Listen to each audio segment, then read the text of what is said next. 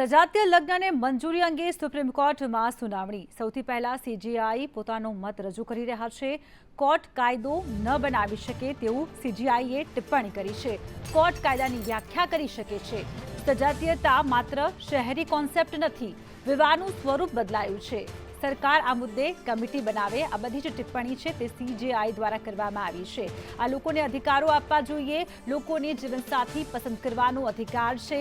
માન્યતા ન આપવી પરોક્ષ રીતે સ્વતંત્રતાનું ઉલ્લંઘન છે તેવું ચીફ જસ્ટિસનું ટિપ્પણી છે। તો ટ્રાન્સજેન્ડર લગ્ન કરે તો SMA હેઠળ લગ્ન રજીસ્ટર થઈ શકે છે। સ્પેશિયલ મેરેજ એક્ટ હેઠળ રજીસ્ટર કરી શકે છે।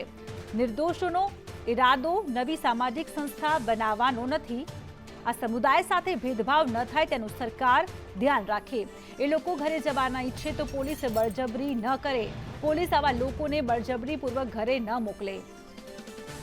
Accepted the argument that given the nature of fundamental rights and their evolving content in many circumstances, it might be necessary for the state to intervene and protect the fundamental right concerned, thus creating an atmosphere conducive for the enjoyment of such right. Lata Singh dealt with honor killings of couples. तो વધુ વિગત મેળવીશું। संवाददाता Ajay Yadav live जुड़ चुके हैं। Ajay, court का फैसला कब तक आएगा? और सीजीआई ने बहुत ही महत्वपूर्ण टिप्पणी की है, जैसे कि स्पेशल मैरिज में जो बदलाव करना वो संसद का काम है, हमारा काम नहीं है, क्योंकि ये मौलिक अधिकार है या नहीं, क्या बताया है सीजीआई ने?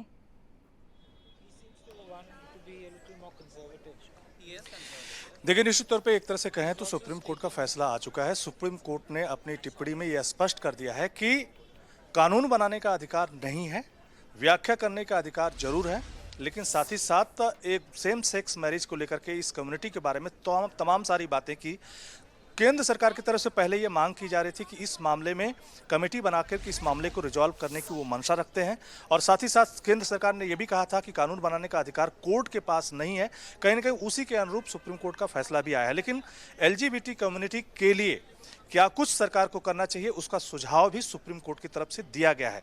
खास करके इस फैसले के आने के बाद सुप्रीम कोर्ट में बड़ी संख्या में LGBTQ जो ग्रुप है उससे जुड़े हुए बड़ी संख्या में लोग आए थे। उन्हें उम्मीद थी कि उनके अनुरूप फैसला आएगा, लेकिन जो फैसला आया है उस पर LGBT कम्युनिटी के लोग क्या सोचते हैं, सबसे पहले मैं आपका नाम जानना चाहूँगा। मेरा नाम सिद्धांत है और मैं छत्तीसगढ़ से हूँ। अच्छा। और स्पेशली आज की वर्डिक्ट के लिए हम यहाँ पे आए हुए हैं। तो क्या लगा आपको जो जजमेंट आया है?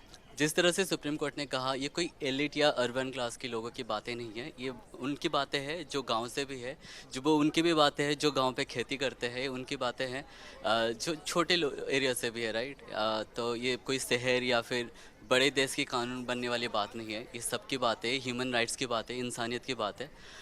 तो ऑफ कोर्स अगर शादी करने की आज हमें हाँ भी मिलती है तो खाली शहर के लोग शादी नहीं करेंगे, हम जैसे छोटे शहर पे रहते हुए लोग भी शादी करेंगे। So it's about equal human rights, equal marriage rights. लेकिन कोर्ट ने यह भी कहा कि स्पेशल मैरिज एक्ट के तहत आप रजिस्टर्ड भी करा सकते हैं। आप लोगों के घर की भी बात है, पुलिस को नहीं भी आप लोगों को पकड़ कर जबरदस्ती घर भेजने की बात नहीं है। हाँ। तो जैसे कि हम जानते हैं कि लॉ आने में, एक्ट आने में टाइम लगता है। आज जजमेंट तो आ गई, पर लोगों को समझने में ये बातें अभी टाइम लगेगी। It's a process, it's a ongoing process. We have to be ready, जितने भी कंसिक्वेंसेस होंगे इसके, राइट। तो वी आर हैप्पी अबाउट जिस तरह से सुप्रीम कोर्ट ने हमारे फेवर में है। Yes, thank you. अच्छा, कोर्ट ने सरकार को कमेटी बनाने के लिए कहा है, तो क्या आपको सरकार की कमेटी पे बिलीव है कि सरकार जो कमेटी बनाएगी उसमें आप लोगों का जो इशू है, प्रॉब्लम मैं नहीं कहूँगा, वो रिजॉल्व हो जाएगा? मुझे एक चीज़ का डर है कि इतिहास जैसे कहते हैं गवाह है कि गवर्नमेंट्स की कमेटी, चाहे वो कोई गवर्नमेंट हो, वो लोग बहुत टाइम लगाते हैं हर चीज़ पे। उनको अर्जेंसी नहीं दिखाया जा, मतलब वो अर्जेंसी दिखाते ही नहीं है। And I think with elections around the corner, how important ये कमेटी है या नहीं है वो तो वक्त ही बताएगा, क्योंकि elections is just a few months away. और will they be able to pass any judgment when they're ready with the committee, because the election rules also come in. तो I am not very happy with the idea कि एक committee के ऊपर कोई timeline दिया होता, क्योंकि ultimately it is about saving lives, it's about the constitutional morality, not the speed of a government and the priority that the government holds. अच्छा, कुछ कुल मिला के सिंपल लैंग्वेज में आप सेटिस्फाई नहीं है कमेटी बनाने के सुझाव? हाँ जी। अच्छा, आपसे मैं पर्सनली जानना चाहूँगा कि आप अभी अपने पार्टनर के साथ रहते हैं या नहीं रहते? नहीं, हम रहते नहीं है, पर हम पार्टनर हम अभी 2 साल हो गए और we were waiting to get married and maybe before the year end. तो आपके फैमिली मेंबर आपको एक्सेप्ट किए हैं कि नहीं किए? हाँ जी, दोनों फैमिली मेंबर। हाँ, ओके। चलिए, आपके साथ ये पॉजिटिव चीज़ है। आप बताइए सिद्धांत, आपके फैमिली मेंबर आपको एक्सेप्ट किए हैं कि नहीं किए हैं? जी मेरी फैमिली मुझे एक्सेप्ट करते हैं, हालांकि हम छोटे शहर से हैं, जैसे मैं बार बार कहता हूँ, क्योंकि बहुत ज़रूरी है ये गांव में लोगों को भी पता चले और लोग सेंसिटाइज हो, लोगों का हमारे समाज में एक्सेप्टेंस बढ़े, इट इज़ वेरी नेसेसरी। बिल्कुल से। तो आप देख जी। सकते हैं कि जो LGBTQ ग्रुप से जुड़े हुए लोग हैं वो उतने सकारात्मक नहीं हैं, थोड़ा सा जी। निराश हैं, क्योंकि सरकार की कमेटी बनाने की बात कही गई है। इससे इन लोगों को बहुत उम्मीद नहीं है, लेकिन सुप्रीम कोर्ट की तरफ से जो व्याख्याएं की गई है उससे कहीं ना कहीं ये संतुष्ट है। जी जी बिल्कुल से। शुक्रिया अजय तमाम जानकारियों के लिए। તો રાજકોટ મિશ્ર વાતાવરણને રોગચાળો છે તે વકર્યો છે। રાજકોટમાં શહેરમાં વાયરલ ઇન્ફેક્શનના કેસમાં વધારો થયો છે। સામાન્ય બીમારીના કેસો 15% જેટલા વધ્યા છે। સામાન્ય બીમારીના એક સપ્તાહમાં 1000 ને પાર કેસ થઈ ગયા છે। શરદી ઉધરસ તાવના કેસો બેકાબૂ થયા છે। મચ્છરજન્ય રોગચાળો પણ વધ્યો છે। ડેન્ગ્યુના બાદ ટાઇફોઇડના 3 કેસ નોંધાયા છે, તો મેલેરિયા અને ચિકનગુનિયાના 3 કેસ નોંધાયા છે।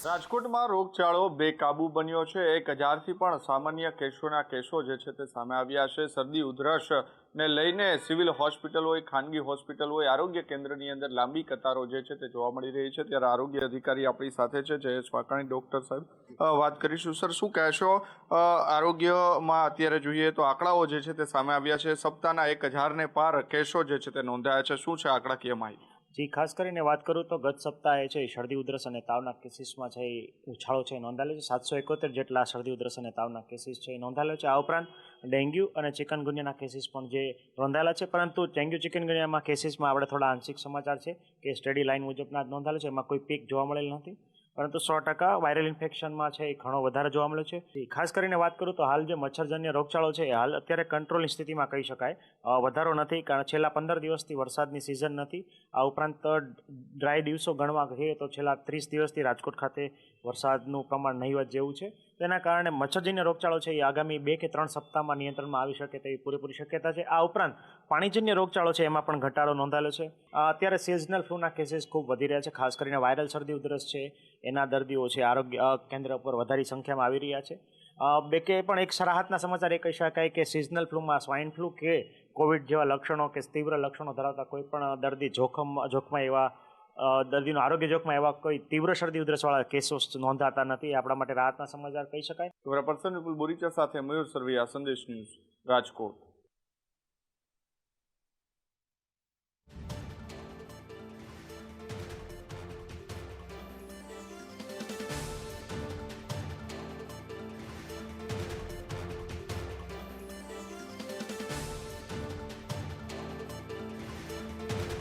તમામ મહત્વપૂર્ણ સમાચારો વિગતવાર જોઈશું। સૌથી પહેલા વાત કરીએ રાજકોટની। રાજકોટ મહાનગરપાલિકા કચેરીએ સ્ટેન્ડિંગ કમિટીની બેઠકમાં રખડતા ઢોરને નાથવા એક મહત્વનો અને મોટો નિર્ણય કર્યો છે। રાજકોટમાં જો હવે રખડતા ઢોર પકડાશે તો 3 ગણો દંડ વસૂલવામાં આવશે। રખડતા ઢોર પ્રથમ વખત પકડાશે તો 3000 રૂપિયાનો દંડ વસૂલાશે। જો બીજી વખત રખડતા ઢોર પકડાયા તો 4500નો દંડ ફટકારાશે અને જો ત્રીજી વખત રખડતા ઢોર પકડાશે તો 6000નો દંડ વસૂલવામાં આવશે। વ્યક્તિગત પશુઓ રાખવા માટે પરમિશન લેવી ફરજિયાત થઈ ગઈ છે। દૂધનું વેચાણ કરી ધંધો કરનારને લાયસન્સ પણ લેવું પડશે અને નવા નિયમો મુજબ જો અરજી કરતા વધારે ઢોર હશે તો માલધારી સામે કાર્યવાહી હાથ ધરવામાં આવશે। રાજ્ય સરકારશ્રીના પરિપત્ર મુજબ આ વખતની સ્ટેન્ડિંગમાં પશુઓનો જે કાયદો, જે ભાવ વધારો હતો, એનિમલ હોસ્ટેલનો પશુઓના દંડનો જે ભાવ વધારો હતો, રાજ્ય સરકારની ગાઈડલાઈન મુજબ આજની સ્ટેન્ડિંગમાં મહાનગરપાલિકાએ સંકલન સમિતિએ અને સ્ટેન્ડિંગ કમિટીના સભ્યોએ નિર્ણય કર્યો છે કે એ પણ દરખાસ્ત અમે આજે મંજૂર કરીએ છીએ। રાજ્ય સરકારે સમગ્ર ગુજરાતની અંદર દંડની રકમ રાજકોટ મહાનગરપાલિકા સહિત 8 મહાનગરપાલિકામાં દંડની જે જોગવાઈ હતી એમાં જે ભાવ વધારો કરવામાં આવ્યો છે, એમાં ખાસ કરીને પશુઓ જ્યારે પકડાય ત્યારે એના 500 રૂપિયા દંડ હતો, એના 1500 રૂપિયા કરવામાં આવ્યા છે। અને જ્યારે એનિમલ હોસ્ટેલમાં રાખવામાં આવે એ અમે 1,000 રૂપિયા લેતા હતા, એના અમે 3,000 રૂપિયા લઈશું.